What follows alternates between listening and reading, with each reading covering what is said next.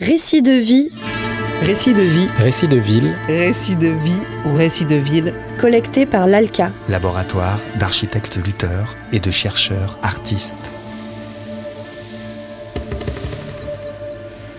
Les récits de vie sont une tentative de troquer les lignes trop droites de la ville contre un regard, un vécu, une histoire. De comprendre la nature profonde des lieux, d'entendre les voix bien souvent empêchées des laissés pour compte de l'histoire se faisant, de révéler le réel et de faire advenir les hospitalités urbaines. Moins de 50% des personnes requérant l'asile en France ont la possibilité d'être prises en charge au sein d'un CADA, Centre d'accueil pour demandeurs d'asile. Depuis fin 2019, l'ALCA pose ses micros au CADA de Villeurbanne, où 175 personnes peuvent habiter uniquement le temps de leur demande de titre de séjour. Aujourd'hui, nous discutons avec Souila et Leïla, deux voisines au sein du CADA, qui sont devenues amies. Chacune a fui son pays en famille pour des raisons différentes. Cependant, un point commun les rapproche. Elles se retrouvent toutes les deux à assurer seules la charge de leur enfant et maintenir à tout prix le peu de repères qu'elles ont pu leur construire. Moi, je m'appelle Souila, je viens de l'Algérie et je suis venue en France depuis mai 2016. Laïla, je suis syrien, kurde syrien. C'est ma voisine et c'est ma copine en même temps. Et on a pris le pli de se rencontrer tous les jours. On fait les courses tous les jours. Elle est de la Syrienne, on parle la même langue arabe. En Syrie, elle était prof d'arabe, c'est ça? Oui. Institutrice, elle était institutrice. 17 ans de service, institutrice. Elle dit, nous, on vient de la guerre, de la pauvreté, de tout ce qu'on a subi là-bas. Ils ont assisté à tout. Comme ça, avec les Kurdes, avec les Yézidis, avec, ouais. C'est-à-dire, ils ont toujours eu l'époque de prendre les femmes et les ventres. Ouais. Ouais. Ils ont subi tout ça. Je arrive à France 12 septembre 2017 avec les enfants, ouais, et jumeaux, 15 ans.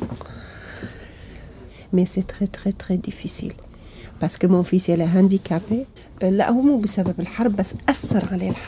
dit que lui il était déjà malade, mais il n'était pas comme ça. Par contre la guerre elle a pris une grande place. 7 ans, la guerre, il n'y a pas de médecins, il n'y a pas d'hôpital, il n'y a pas de... Il n'a pas fait ses suivis. Il n'y a pas de kiné. Il a rechuté, c'était trop tard. Comme ça, rien, parce que les guerres. Ouais. Par rapport à la guerre, trop de guerre. Ouais. Il comprend bien, il ne peut pas parler. Il comprend tout, il est très intelligent. Oui. Mais il n'arrive pas à parler. Elle arrive à comprendre son fils. Avec les yeux. Il parle avec les yeux. Lui, il s'appelle Ahmed, mais maintenant, il a choisi François. Ouais. Son frère, il a dit, moi, si j'aurais ma nationalité française, la première des choses, je vais changer mon nom. L'autre, il dit, c'est moi aussi. Il a fait le geste. Okay. Elle a compris. Le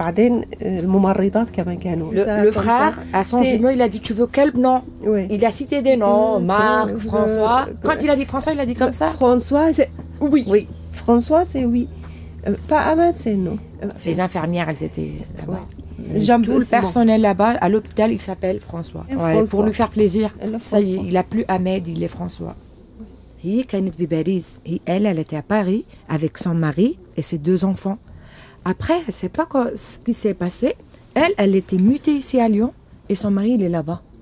Alors, c'est son mari, marié. Hein. Maintenant, elle ne sait pas pourquoi il y a eu cette rupture, je ne sais pas, cette séparation. Et maintenant, lui, il a pris le pli. Ça y est, il est libre là-bas. Parce qu'elle est toujours derrière lui. Viens avec nous. Prends la responsabilité des enfants. Aide-moi. Donc, elle veut que son mari partage avec elle cette responsabilité. Elle harcèle par téléphone. Et qu'est-ce qu'il lui dit, le mari? J'ai pas de crédit pour t'appeler. Je peux pas t'appeler parce que j'ai pas de... Il n'y a pas la charge, il n'y a pas comme ça. Ça veut dire qu'il évite le maximum. On va dire que les hommes, ils ne sont pas responsables autant que les femmes. Avec le cas de son fils, donc, il s'est lavé les mains.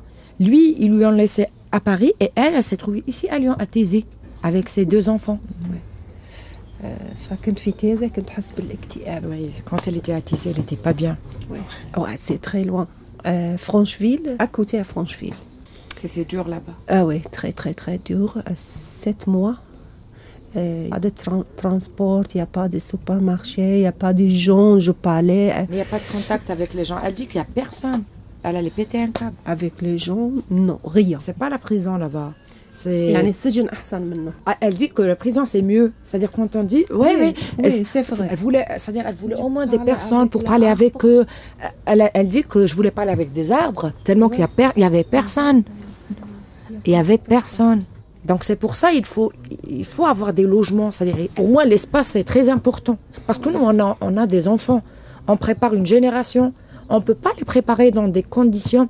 C'est-à-dire au moins une chambre pour le garçon, une chambre pour la fille, au moins une chambre pour la maman, au moins une cuisine, au moins des toilettes, des sanitaires. Autour, c'est-à-dire il faut que l'école soit à côté, par exemple la crèche, je sais pas, les magasins, c'est-à-dire l'hôpital, le transport. L'espace, c'est très important.